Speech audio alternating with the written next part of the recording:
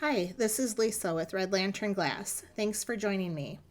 Today I'm making fused glass decorative plates using a 5-inch square piece of clear, just one layer of clear, green vitrigraph pulled stringers, a variety of green sheet glass nipped into smaller pieces for leaves, fuchsia sheet glass for the petals, cranberry stringers in 0.5 millimeter, and chartreuse stringers in 1 millimeter for the stamens in the center of each flower.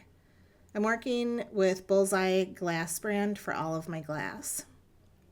I started working on this project before thinking to record, so I'm almost halfway done designing the first plate for a custom order, but I thought I could still walk you through the project.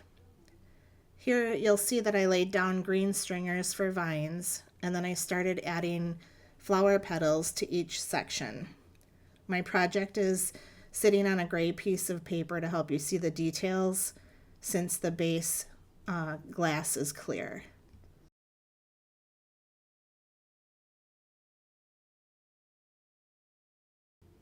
A trick I wanted to share with you today is how to break the small 0.5 millimeter and 1 millimeter stringers in the size that you need for your project. So you want to take your grozing pliers with the curved jaw on the bottom, line up the length of glass stringer that you want to break, place your fingers where the glass and the pliers meet, and then gently put pressure on the glass to break it in that spot. I found that by breaking the stringers this way, I avoid accidentally having a piece of glass pressed into my finger, and I have a more controlled and consistent size.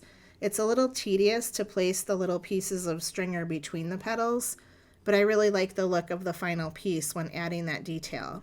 Obviously, it's your choice if you want to try that or not, but I think it'll look nice with or without.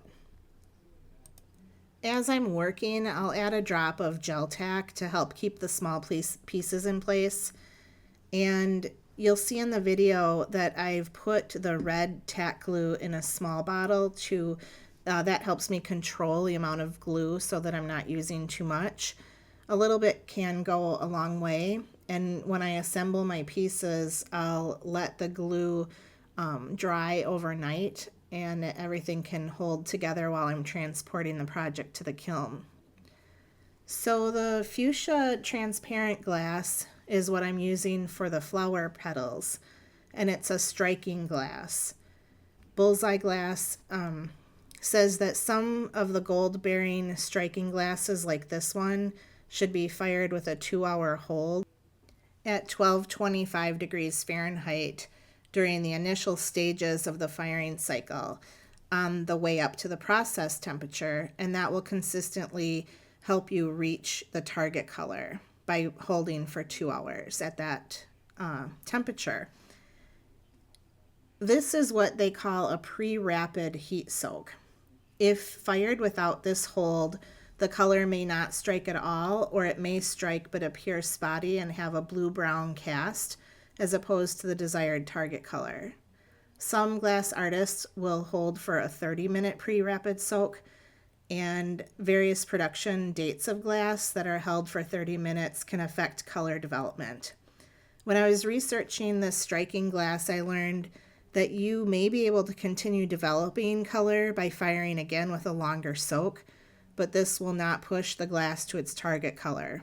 I knew that I wanted the deep fuchsia color, so I followed the 2-hour hold at 1225 degrees Fahrenheit as recommended. It's something to consider if you're working with striking glass, and if you work with Bullseye Glass, they have suggested schedules on their website that you might find helpful. To cut the petals in a consistent size, I used my cutting system to score a 1/4-inch strip of glass. After cleaning the glass, I used my nippers to create squares that were relatively similar in size. I then took the nippers and halved each square, so I had triangle-shaped petals.